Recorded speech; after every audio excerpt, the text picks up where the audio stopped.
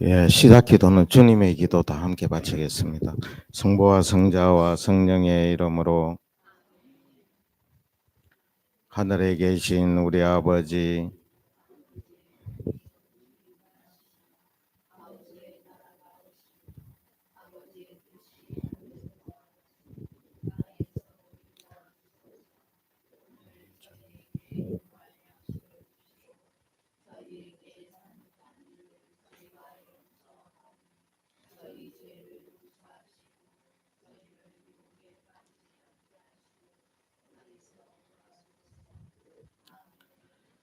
예, 성부와 성자와 성령의 이름으로 아멘. 오늘 수업은 이 사순 제3주일 주일 복음을 이제 우리가 렉시오 디비나를 할 예정입니다. 그래서 저기 지금 요거는 감마라는 데에 이제 제가 이거 띄워놓은 겁니다. 저 AI 요즘 뭐 그 인공지능으로 이렇게 하는데 저 자체가 슬라이드 자체가 인공지능이 만든 겁니다. 제가 텍스트만 넣으면 5분 만에 만들어져요. 근데 이제 텍스트 만드는 게 시간이 많이 걸려요. 그래서 이제 저렇게 만들어졌다는 걸 하고, 이제 앞으로 이제 여기에 보면 요리로 가면은 여기에 감마고, 그죠? 요리로 가면 또 챗GPT예요. 요것도 인공지능입니다. 그죠? 여기에도 뭔가를 띄울 수 있어요.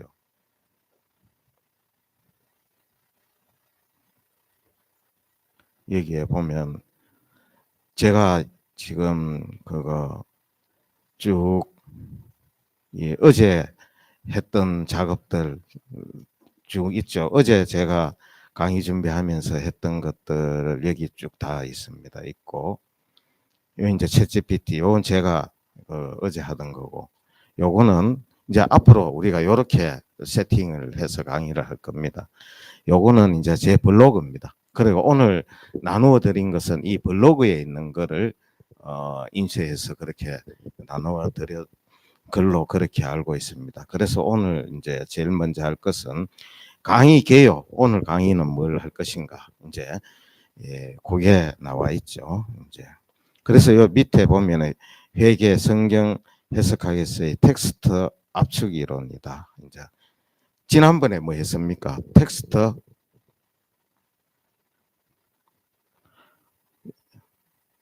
텍스트를 확대하는 거라고 말씀하시는데 확장 이론, 팽창. 이제 어느 한 텍스트가 주어졌을 때 우선 가장 쉽게 하는 거는 그 텍스트의 앞부분에 뭐가 나오는지 뒷부분에 뭐가 나오는지를 파악을 하면은 이제 텍스트를 더 잘 이해할 수 있다. 그래서 성경책을 갖고 다녀야 된다. 제가 예전에 불로동 본당 신부 할 때 한때는 이 매일미사책 이제 이때까지 써왔기 때문에 안 쓸 수는 없고, 그렇지만 이제 성경책을 갖고 다니라고 하니까 성경책을 안 갖고 다녀요. 네. 그래서 이제 제가 나중에는 성당에 좀 구입을 해놨어요. 해놨는데 그 성경책 처음에 왜 안 갖고 다니노 하니까, 그래서 제가 했어요. 여기 돈 한 뭉태기 1,000만 원 있는데 이거 들고 가시라 하면 무겁다고 안 가갈 깁니까? 그러니까 아무 말씀 안 하시고 그 다음부터 들고 오시는 분들도 있고, 그래도 안 들고 오시는 분들 있고. 그래서 이제 왜 그걸 강조하는가 하면 매일 미사책에는 컨텍스트가 없어요. 오늘 여기 보면 바로 그때 어떤 사람들이 와서, 그러면 이 앞에 뭐가 있었는지를 몰라요. 그리고 그 뒷부분에 보면 내년에는 열매를 맺겠지요. 그러지 않으면 잘라버리십시오. 그 뒷부분에 무슨 이야기가 나오는지를 몰라요. 그래 그런 것들을 이제 파악하는 게 텍스트 확장이다. 그리고 그렇게 이 텍스트를 확장하는 것뿐만이 아니고 이 텍스트의 확장은 무한이다 이런 말씀을 드렸어요. 이제 하느님 무한하시기 때문에 결국은 렉시오 디비나는 하느님과 관련되기 때문에 이제 무한하다 이런 말씀 드렸는데 오늘은 이제 여기 여기에 텍스트 여기 요 보입니까? 요 텍스트 압축 이론 요걸 이제 하겠다라는 것입니다. 그래서 그 하기 전에 이제 우리가 렉시오 디비낙 할 때 렉시오가 뭐라고 했습니까?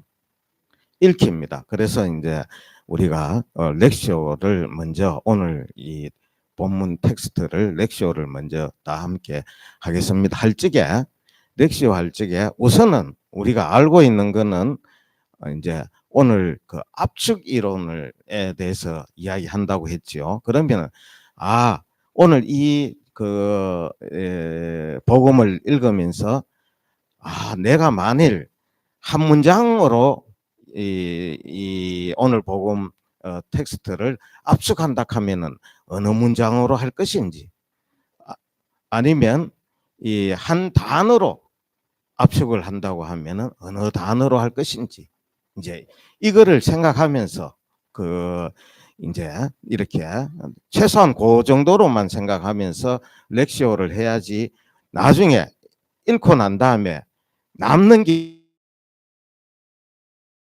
그런 게 없을 경우 읽었는데 텍스트를 다 읽었는데 남는 게 없고 무슨 말씀인지 이 하느님 말씀은 하느님의 말씀인데 내한테 어떻게 와닿는 하느님의 말씀인지 잘 몰라요. 그래서 텍스트가 이 나름대로는 요거 작아 보이지만 굉장히 큽니다. 그죠? 지난번처럼 이걸 확대시키면 엄청나게 텍스트가 확대될 수 있습니다. 그리고 요거 자체로도 오늘 텍스트 자체로도 나름대로는 큽니다. 그래서 이 큰 텍스트 안에서 그냥 어떻게 내가 이 텍스트를 읽는 것이 렉시오 디비나를 한 부분이 될 수 있는가를 이제 생각하면서 그리고 이게 나로 하여금 이런 게 이제 이걸 읽다가 내가 도저히 여기에서 머물지 않을 수 없는 무슨 그런 단어나 아니면 그런 문장이나 또 나를 사유하게끔 하는 내가 묵상하게끔 하는 내가 생각하게끔 하는 그런 어떤 게 있는지 없는지를 이제 일단은 그것만 처음부터 너무 많은 걸 요구할 수는 없어요. 없고 처음에는 이제 이렇게 읽어 나가면서 그래도 그것조차 없으면 뒤에 남는 게 하나도 없어요. 다 읽었는데. 그 나중에 언제 한번 제가 예, 오늘 한번 해보려다가 지금 그냥 이렇게 하는데 한번 읽어보고 그리고 제가 마이크 들고 내려가서 오늘 여기에 핵심이라든가 나로 하여금 정말 마음이 떨리게 하고 가슴이 떨리게 하고 나로 하여금 생각하지 않을 수 없게 하는 그런 뭐 어떤 게 있느냐 이렇게 물어보면은 없는 경우가 많아요. 근데 이제 오늘은 아마 있을 거예요. 그죠? 그래서 이제 렉시오를 할 때 항상 제가 말씀드리는 게 렉시오 디비나를 할 때 렉시오 디비나 할 때 일단 렉시오는 읽는 거라고 이야기했죠. 읽을 적에 이제 오늘은 뭐 여러 가지 앞으로 제가 말씀드리겠습니다. 기초 신학적으로 어떻게 해야 되는지를. 근데 이제 오늘은 이 한 단어나 한 문장에 이렇게 압축할 수 있는 그런 어떤 게 있는지 없는지 그것만 이제 일단 생각하고 또 나머지는 자유롭게 이제 생각을 하고 오늘 제가 말씀드리는 거는 이제 그렇습니다. 그렇게 하면서 다 함께 이렇게 천천히 한번 읽어보겠습니다. 바로 그때에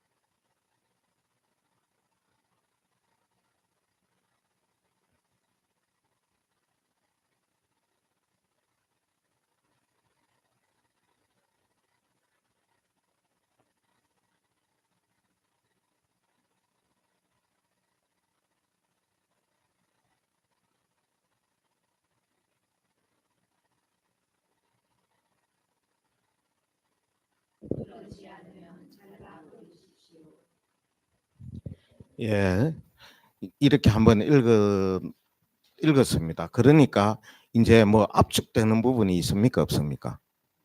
있죠. 예, 있는데, 근데 그래도 뭐 없다. 이럴 적에는 조용히 한 번 더 읽습니다. 그래도 없다. 그러면 또 한 번 더 읽어보고, 세 번 읽어보고도 없다. 이러면 그날은 그냥 쉬십시오. 예. 그리고 다음에 이제 그렇게 어, 또 다른 이제 성경 말씀을 그렇게 읽어보면 되겠습니다. 그리고 이제 이렇게 이제 읽었어요. 나름대로 와닿는 게 있든지 또 아니면은 뭔가가 이것 좀 뭐 좀 이상하다, 좀 더 알아야 되겠다, 좀 더 이렇게 호기심이 있고 어떤 질문이 생겨나고 이러는 어떤 게 이제 그 처음에 읽었을 때 발생해야 됩니다. 그래서 이제 의문이 생기고 호기심이 생기고 그리고 질문이 생겨내고 나고 그러는 게 바로 가장 렉시오 디비나의 기초적인 시작이고 자질이다. 질문할 줄 아는 능력이 렉시오 디비나의 능력이고 우선 우리가 이야기할 때 기초신학적인 능력이고 인문학적인 능력이다. 이렇게 이야기할 수 있습니다. 이 텍스트를 읽고 나름대로 호기심이 있다든가 뭐 알고 싶은 게 있다든가 이런 질문의 상황이 할 수 있는 능력. 그게 이제 우리가 렉시오 디비나를 할 수 있는 그 능력이다라고 할 수 있습니다. 처음에 질문이 없으면은 그 다음에는 뭐 진도가 나갈 게 없습니다. 그런데 이 렉시오 디비나의 이런 이제 그 생각들은 오늘날 시대가 바뀌었다고 해갖고 달라지지 않습니다. 요즘 제가 여기에 지금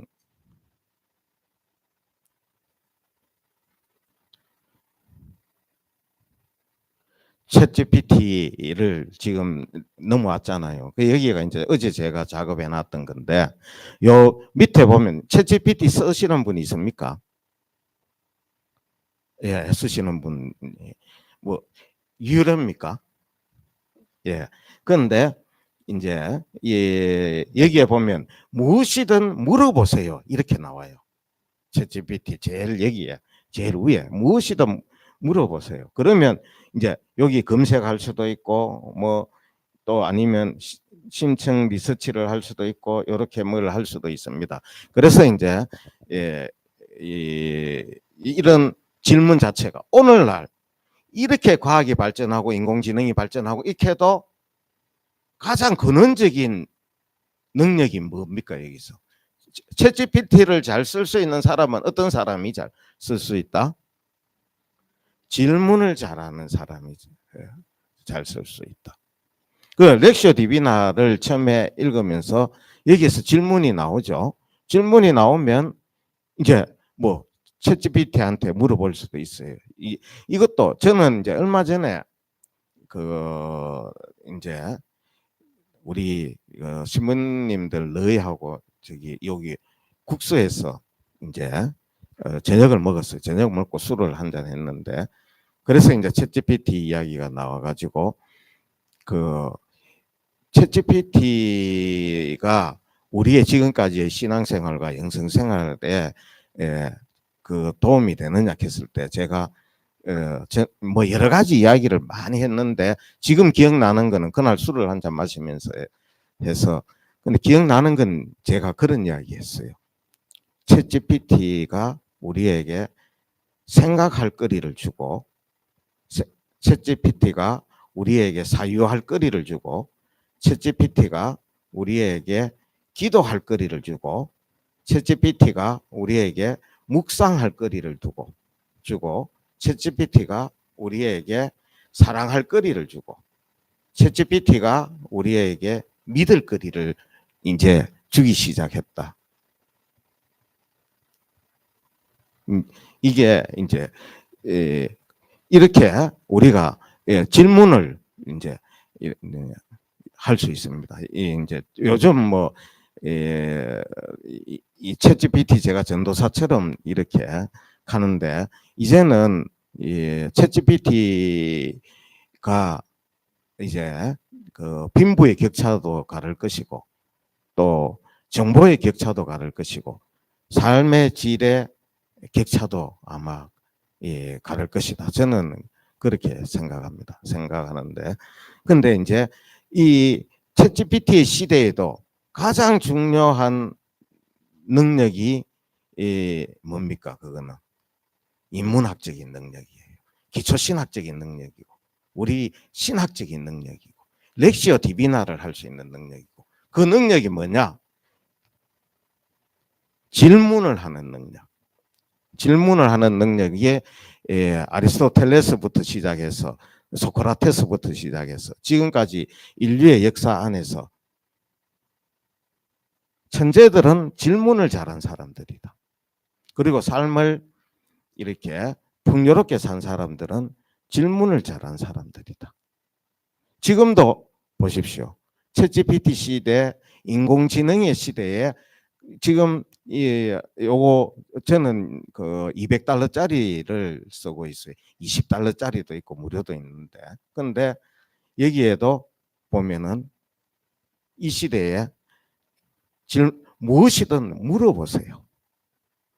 물어보는 사람한테는 이 물어볼 줄 아는 능력이 있는 사람한테는 이거 1000달러라도 아깝지 않아요. 그런데 그 능력이 안 되는 사람은 오늘 예를 들어서 20달러짜리를 쓴다.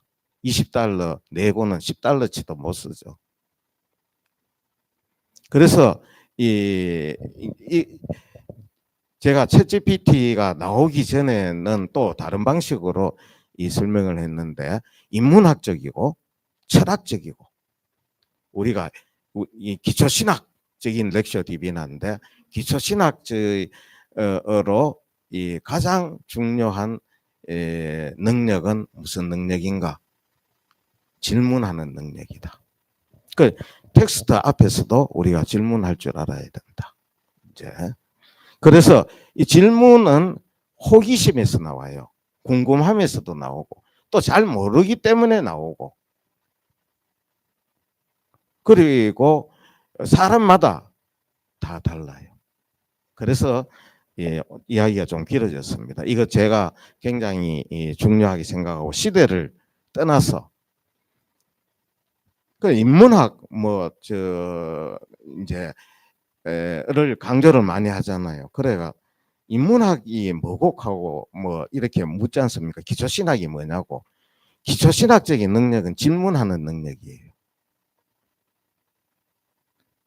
또 저는 제가 인문대에 교수로도 있었는데 인문학적인 능력이 뭐냐? 질문할 줄 아는 능력이 인문학적인 능력이다.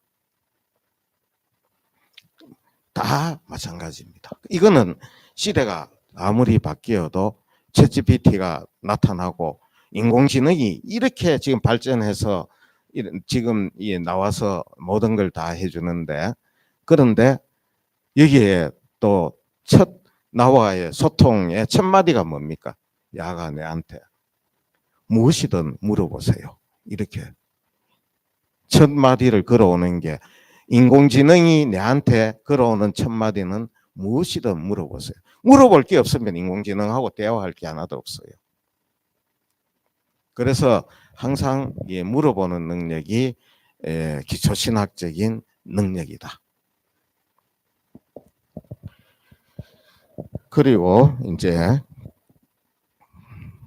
또 요건 또 다른 인공지능이에요. 요건 감마. 이거는 특성화되어 있어요. PPT 만드는 데 특성화되어져 있는 인공지능입니다. 인공지능인데 이제 얘보고 이거를 넣고 이렇게 하락하면은 어떻게 명령어를 내린다는 게 질문한다는 거예요. 요즘 이 질문을 한다는 말은 달리 표현하면 명령어를 만드는 능력이다. 내가 뭔가 궁금한 게 있을 적에 그거에 대해서 야 이렇게 해 이렇게 정확하게 정확하게 명령을 내릴 때 답도 제대로 온다. 그거는 동전의 양면이다. 그 질문하는 능력과 명령어를 만들어 내리는 능력, 명령어를 명령하는 능력, 누구로 하여금 뭐를 하게 하는 능력. 이거는 높은 사람이 되면 될수록 더 이 능력이 소중해집니다. 그래서 현대 사회에 있어서는 가장 중요한 능력이 바로 질문하는 능력과 이거는 고대에도 마찬가지였는데 뭔가 이 지시하고 명령을 내리는 능력 이게 이제 중요하다. 그래서 여기 그거는 동전의 양면이다. 그 제가 이제 이 텍스트에서 이제 우선은 제가 그런 이야기 했죠. 표면적인 의미를 파악하는 게 우선 1차적이다. 이제 표면적인 지난 시간에 이야기했죠. 표면적인 의미. 우리 내밀한 의미는 지금 한번 이래 읽고는 잘 몰라요. 표면적인 의미를 파악하기 위해서라도 아까 우리가 텍스트에서 응축해서 나로 하여금 내 눈길을 머물게 하는 그런 내 마음을 머물게 하는 내 생각을 머물게 하는 그런 어떤 거를 이제 통해서 표면적인 의미를 우리는 파악을 한다. 그 이제 표면적인 의미를 파악하기 위해서 전통적으로는 이제 이게 어떻게 단락이 지어져 있고 내용이 어떻게 이게 구성이 되어져 있는가 구조에 대해서 이제 보면 오늘 이 복음은 크게 몇 부분으로 되어 있습니까?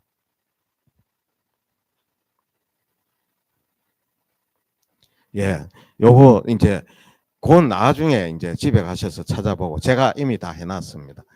예, 6부분으로 딱 해놨어요.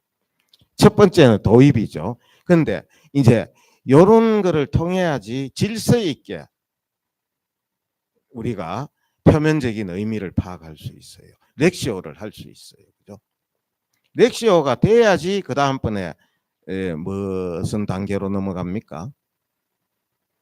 읽기가 돼야지 그 다음번에 렉시오 디비나 단계가 몇 단계라고 돼 있습니까? 제가 블로그에 올렸을 텐데. 예? 4단계로 되어져 있다. 전통적으로. 첫째는 뭡니까? 렉시오, 읽기. 두 번째는 메디타시오. 우리가 보통 묵상하기.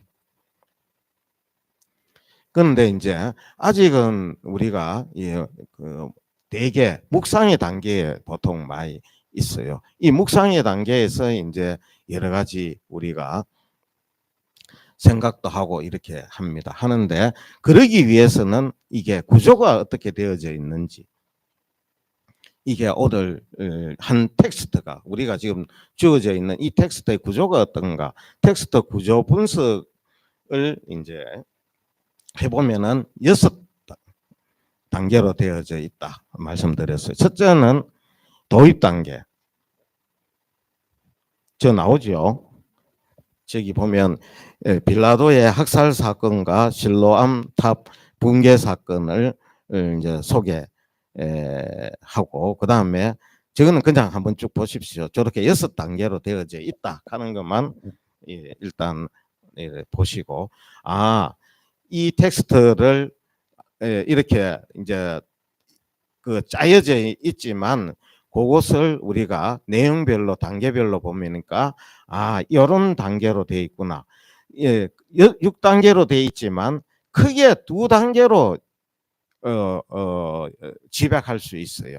요거는 제가 챗GPT한테 시키니까 이렇게 6단계인데 저는 2단계로 또 확 줄이죠. 이제 어떻게 왜냐 압축하기 위해서 텍스트를 더 6개만 해도 우리가 물론 저거 6개도 우리 이 본문 이거 텍스트 전체를 비교해 보면 저거만 해도 많이 압축이 됐죠. 그죠?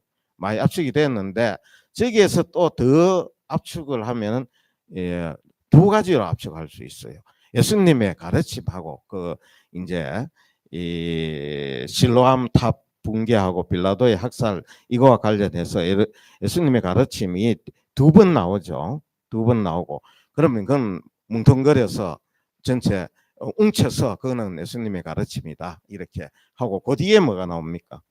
무화과 나무의 비유. 그래서 우리가 일단 그렇게 이제 그 압축이 돼요.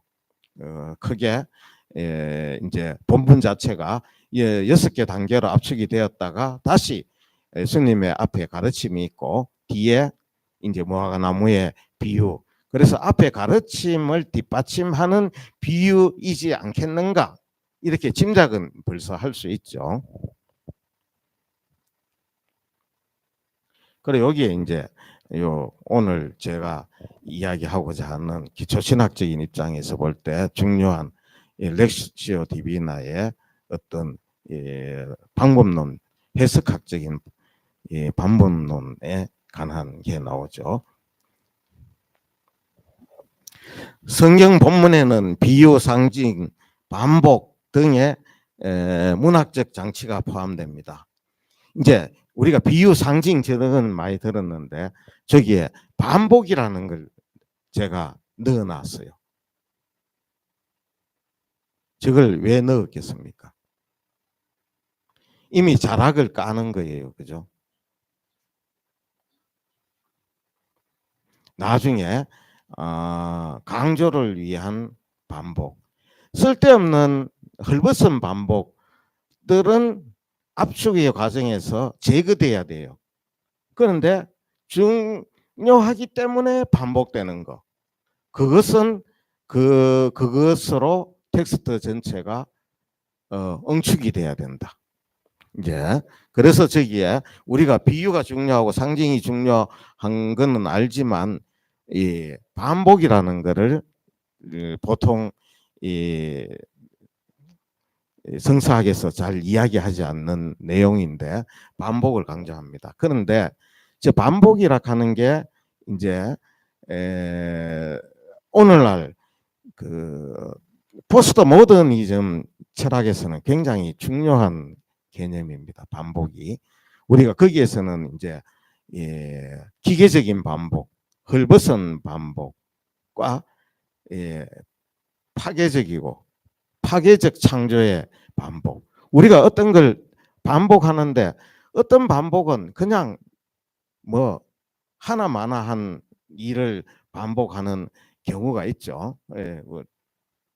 그런 거는 헐벗은 반복이다 이렇게 이야기합니다. 그리고 같은 반복을 똑같이 했는데도 차이를 만들어내는 앞에 거와는 차이를 만들어내서 생성해서 새롭게 되는 반복. 요거는 잘 입은 반복이다.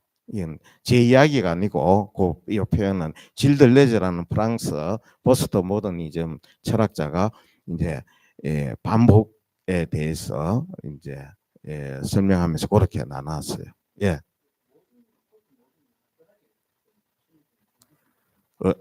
뭐에 대해서요?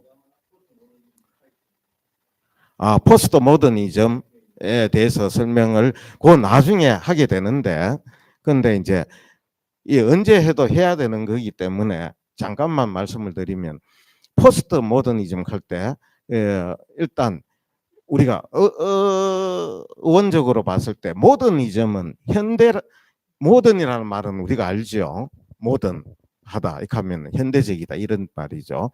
그런데 모더니즘 하면 현대주의가 되겠죠. 그리고 포스트 모더니즘 하면은 후기 현대주의 이렇게 이야기를 하겠죠. 그런데 처음에 모더니즘이라는 말이 나왔을 때 현대라고 생각했을 때가 언제 나왔습니까?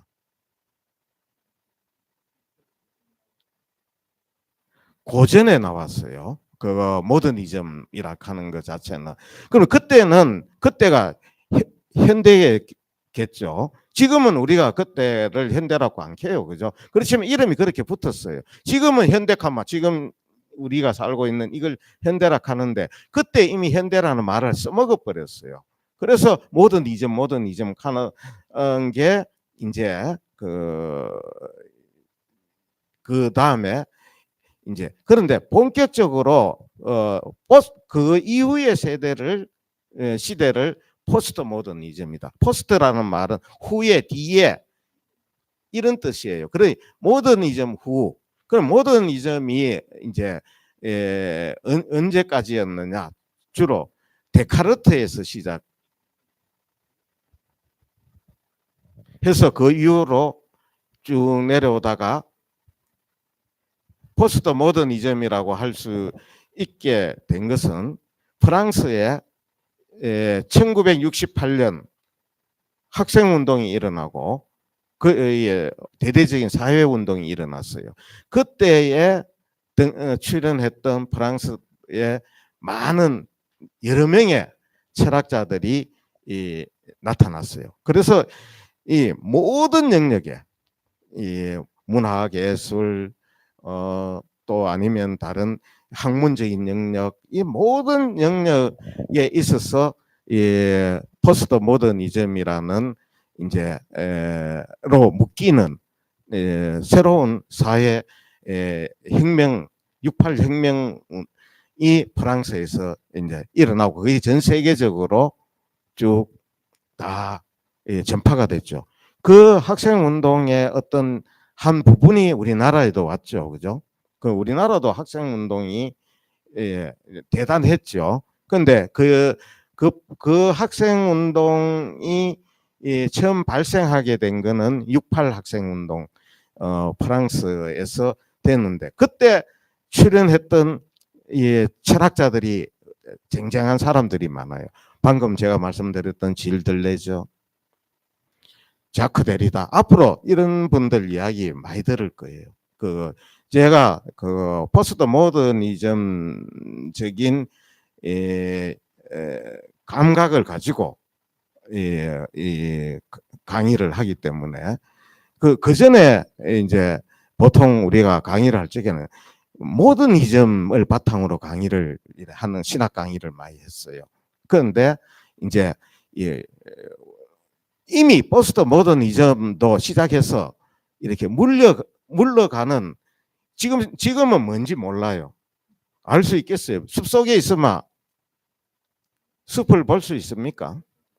아니, 지금은 포스트 모더니즘인, 저는 그냥 이렇게는 이야기합니다. 포스트 모더니즘이다. 포스트 모더니즘이다. 이제 지금은 그런데 그거에 대해서 더 이상 설명하기는 현재는 좀 어려워요.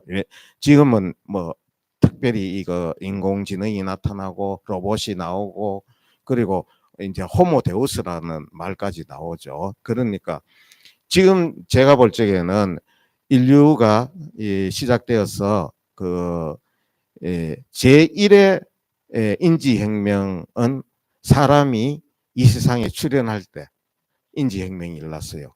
원숭이가 인간이 될 때. 그리고 우리 신학적으로 이야기하면 하느님의 말씀이 이 세상에 오셨을 때. 그때는 사람의 모습으로 온 건 아니죠. 하느님 말씀이. 그때가 인지혁명이다. 제1의 인지혁명이다. 제2의 인지혁명은 말씀이 인간이 되어 이 세상에 오신 예수 그리스도의 사건이 제2 인지혁명이다. 그러면 오늘날 이 인공지능이 나타나고 앞으로 호모 데우스가 될 판에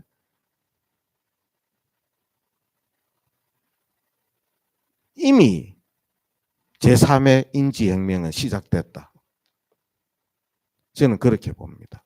그러니까 지금부터 2000년 더 전에 제2의 인지혁명이 예수 그리스도께서 이 세상에 말씀이 이 세상에 오심으로써 됐고 그 이전에는 3만 년 전 유발 하라리에 따르면은 더 뒤로 올라갈 수도 있습니다만은 그때 제1의 인지혁명 인간이 사유하기 시작했을 때 인간이 생각하기 시작했을 때. 그리고 인간이 하느님이라 하는 이 추상적이잖아요. 하느님 어디 만질 수 있습니까? 볼 수 있습니까? 뭐 하느님에 대해서 이렇게 깨닫기 시작한 그때가 제1의 인지혁명이다. 그 2의 인지혁명. 지금은 그 정도로 중요한 시기다. 저는 그렇게 봅니다. 그래서 아까 포스트 모더니즘에 대해서 설명을 이렇게 해달라고 했는데 되게 사람으로 설명하는 게 쉬워요. 어떤 철학자들이 포스트 모더니즘 철학자들, 아까 이야기했던 질 들레저, 자크 데리다, 미셸 후코, 사르트르, 알베르 까미, 물론 실존주의자들이기도 해요. 이기도 한데 이제 포스트 모더니즘에 이렇게 자크 라캉이라든가 허네 지라르라든가 뭐 이런 일군의 이제 그 비슷한 시기에 그 정말 여태까지와는 색다른 사상가들이 한꺼번에 확 출연했어요. 그래서 포스트 모더니즘이다. 이제 이렇게 하고 이해가 갑니까?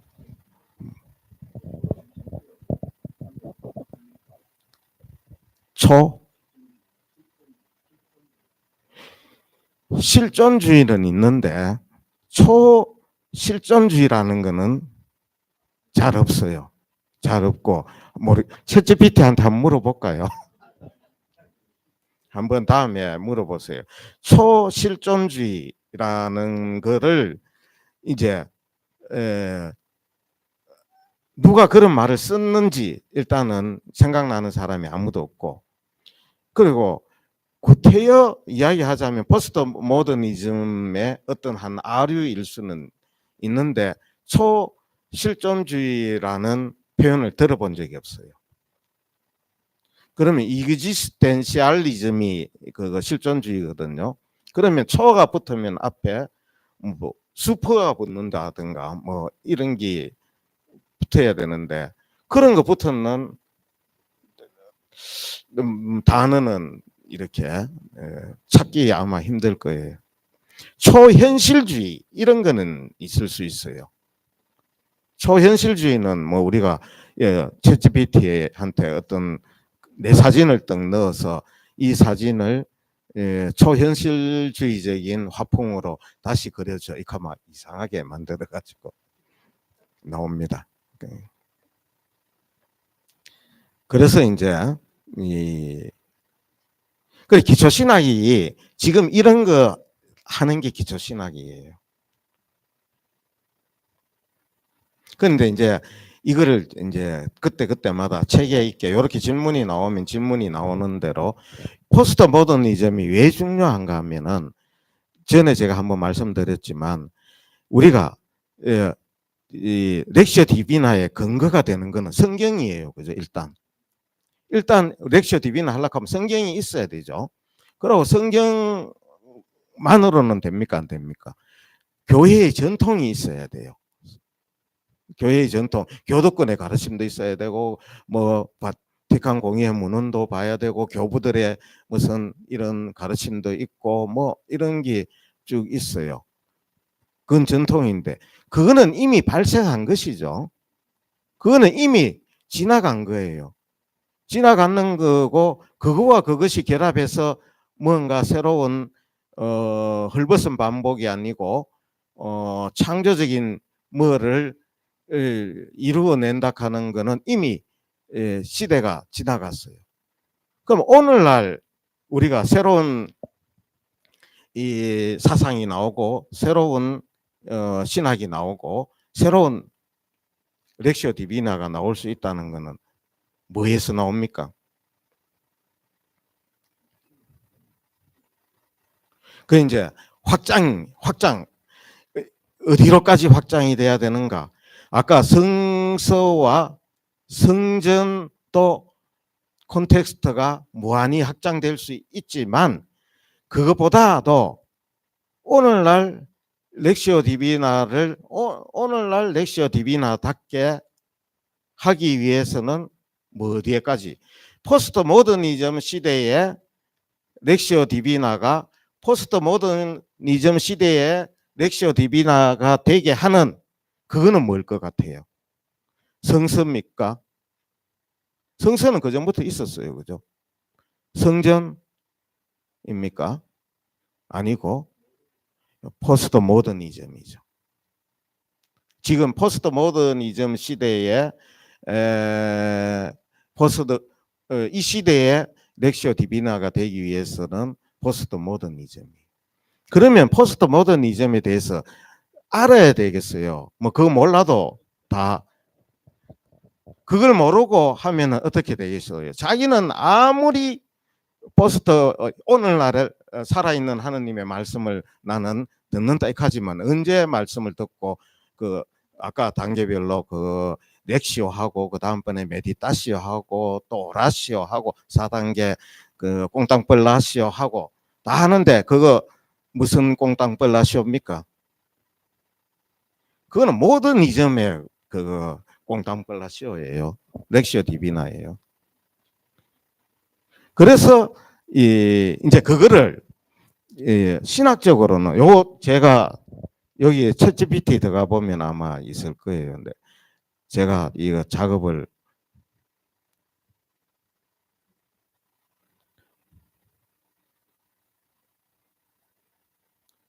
이제 학제간 연구 이런 걸 해야 되는 거예요. 여기 나오네 보니까. 이 딱 어제 제가 작업했는 거를 오늘 질문을 예? 거기는 안 나오고 제 챗GPT에서 나옵니다. 그 저는 여기다 깔아놔라 했거든요. 이렇게 이제 수업 시간에 이제 저는 이 챗GPT도 활용하고 블로그도 활용하고 이 아까 감마 아까는 또 감마를 이게 이제 아직까지는 낯선 강의의 풍습이지만 이제는 이게 포스트 모더니즘의 강의예요. 근데 이제 이런 이게 좀 덜 준비가 돼가 그런데 이제 앞으로 여기 칠판도 포스트 모더니즘에 맞는 칠판이 올 거예요. 오고 이제 여기에 보면 아까 포스트 모더니즘 시대의 기초 신학적 렉시오 디비나 요것만 그냥 한번 읽어봅시다. 이거 다 함께 한번 읽어보죠. 예. 안 보여요. 저거를 이제 요걸로는 안 돼요. 이 컴퓨터로는 이게 확장이 안 돼요. 제가 읽어 드리면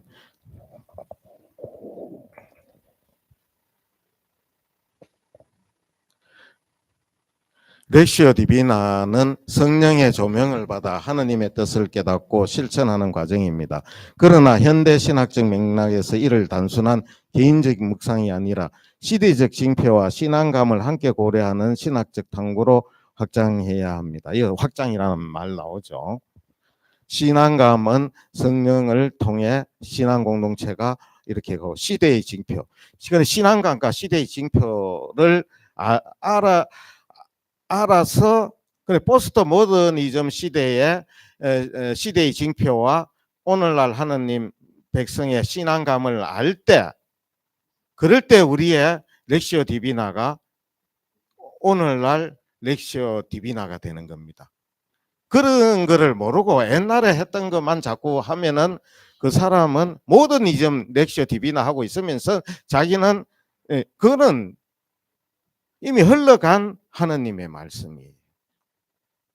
살아있는 퐁퐁 쏟는 하느님 말씀이 아니고 그래서 변화되고 회심하고 변화되고 차이를 생성해내고 이게 렉시오 디비나의 목적이다.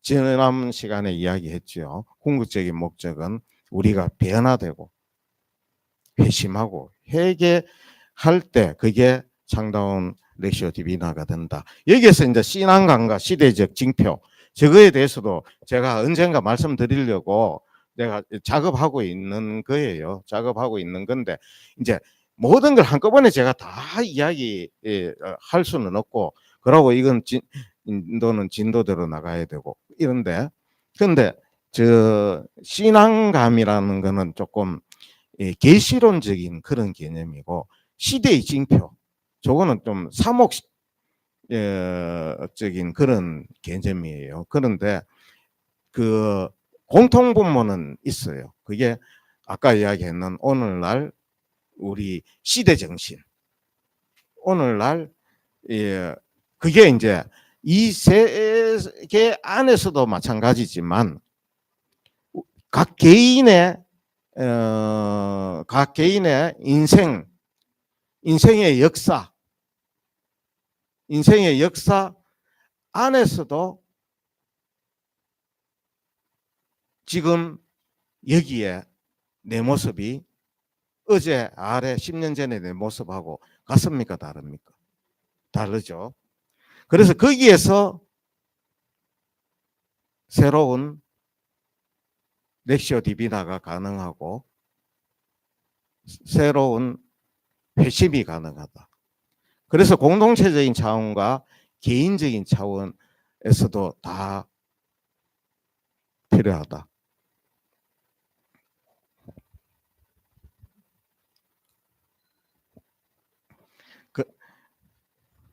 그래서 지금 어제 이제 제가 작업하던 건였는데,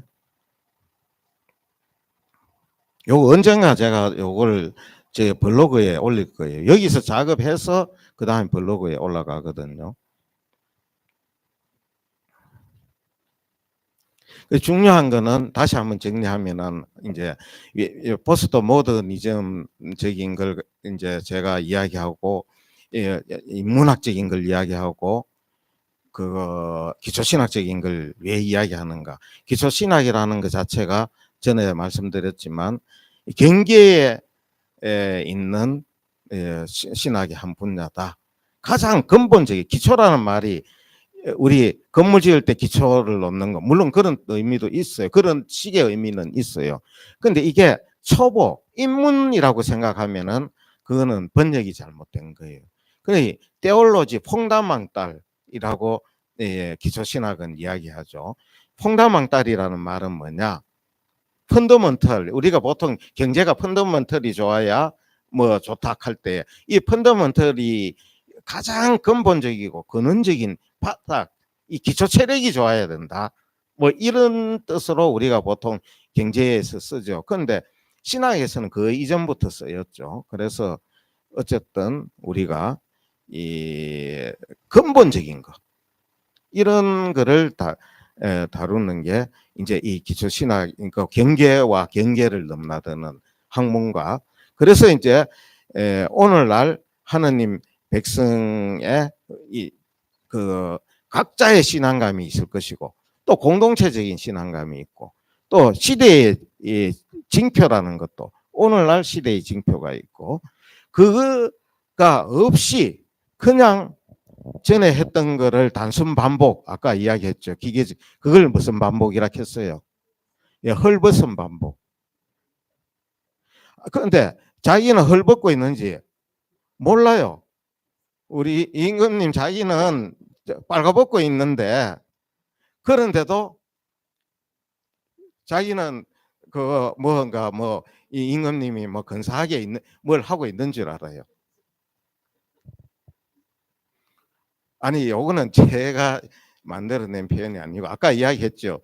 포스트 모더니즘의 대가 그거 질들 레저라는 분이 그 반복에 대해서 설명할 때, 저는 뭐 요런 부분에 대해서 부분적으로 과거에 논문을 쓴다는 게 있기도 해요. 지금 그런 거를 새삼 뭐 찾아서 보려고 보게 될 줄은 몰랐어요. 제가 보게 될 줄 몰랐는데, 이번에 어떻게 예, 이게 제가 이번에 강의하게 될 줄도 몰랐는데, 그런데 이 헐벗은 반복, 한번 생각해 보십시오. 나는 헐벗은 반복을 하고 있는가? 아니면 옷 잘 입고 있는, 진짜 임금님 옷을 잘 입고 있는 반복을 하고 있는가? 창피하지 않습니까? 자기 이렇게 보면 나는 이렇게 뭐 근사하게 입고 있다고 보는데 딴 사람이 보기엔 다 벗고 있어요. 그래서 그런 헐벗은 반복에서 벗어 나게 될 때 그게 참다운 기초신학적인 렉시오 디비나다.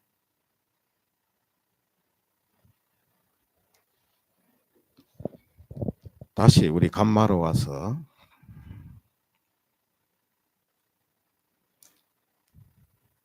그 이제 여기에 보면 저 안 보이죠? 저게 안 보입니까?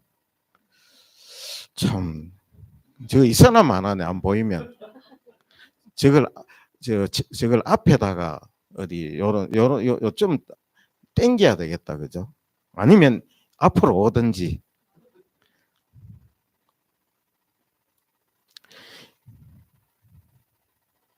여기에 보면 여기는 보이죠? 반복의 의미 요거. 예, 요 아까부터 제가 밑자락을 깐다 그랬죠. 반복이 중요하다. 그런데 이제 반복에는 헐벗은 반복과 잘 차려입은 반복이 있다. 그런데 이제 왜 이거를 자락을 깔겠습니까? 오늘 복음하고 관련이 있겠습니까? 없겠습니까? 요 예시 이거 그거 있어요. 블로그에도 이거 띄어져 있을 거예요. 그럼 블로그로 한번 가볼까요? 간마로 안 가고 블로그로 왔는데 이제 쭉 한번 봅시다.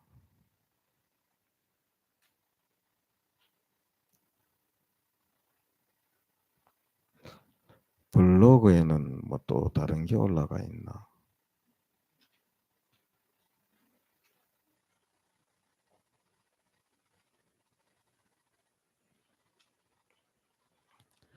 블로그에는 또 다른 게 올라가 있습니다.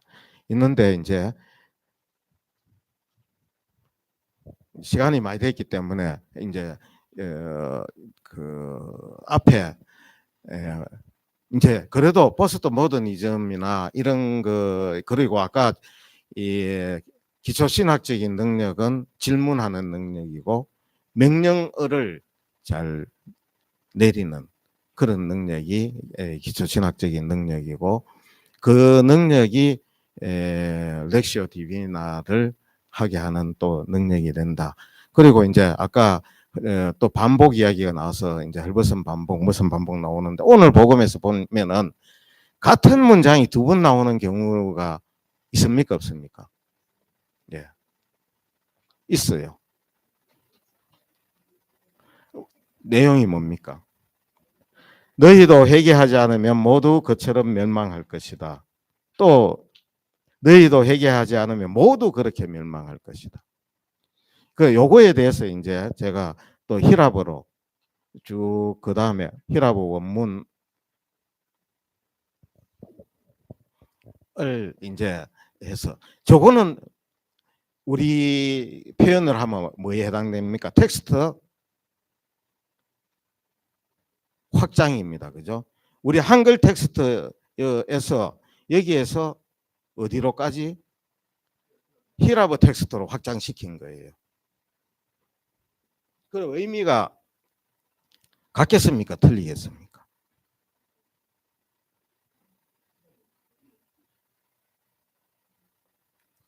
그래야 되면은 이게 다른 세상입니다. 우리 한글 세상과 히랍어 세상은 다른 세상이에요. 다른 세상이 열리는 겁니다. 그리고 여기에서 두 문장에 다 나오는 반복되어져 나오는데 이제 우리가 압축하는 과정을 이제 압축 이론에 대해서 지금 설명하는 거니까 이제 압축을 이제 하면은 이 이제 문장 두 개인데 이거를 한 단어로 압축하면은 뭐로 압축이 되겠어요? 예, 그렇죠. 회개하지 않으면 회개하라는 말이죠. 근데 이렇게 압축시킬 수 있는 거는 또 우리 가톨릭에서 볼 적에는 전례 주기하고 맞습니까? 안 맞습니까? 예, 딱 맞아요. 그러니까 이게 전체적인 컨텍스트를 다 빨아들이면서 다 전체 컨텍스트를 남김없이 다 빨아들이면서 전례의 컨텍스트까지, 사순시기, 전례 시기의 컨텍스트까지 다 빨아들이면서 압축을 시킬 수 있는 단어가 오늘 복음에는 뭐겠습니까? 예, 회개라는 겁니다.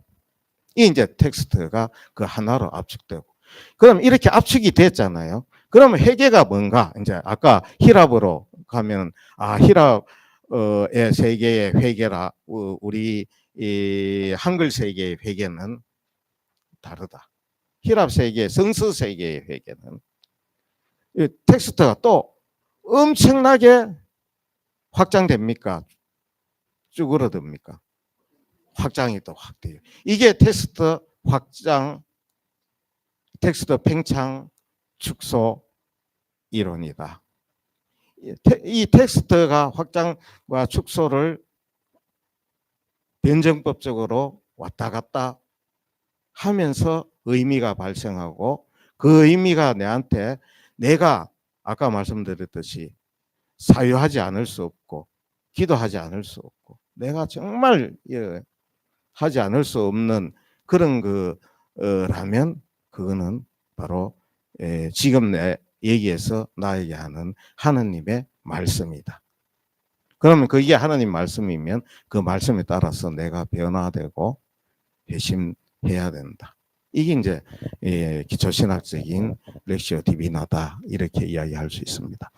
그리고 질문 있으면 하시고, 그 나머지는 그 오늘 프린터물 나간 거를 다 읽어보시면 되고, 그 다음 주에는 이제 4주 그 돌아온 아들의 비유 혹은 자비로운 아버지의 비유가 이제 다음 주 이제 강의인데, 다음 주 강의 아까 여기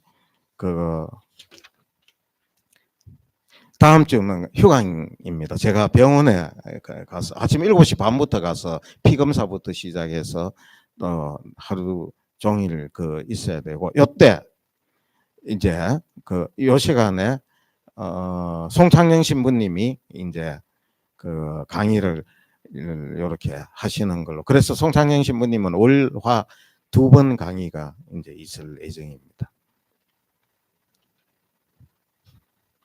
그리고 그래서 오늘 이제 지금까지 우리 이래 해왔던 거를 보면 텍스트 이론에 대해서 지금 계속 이야기하고 있는 거예요.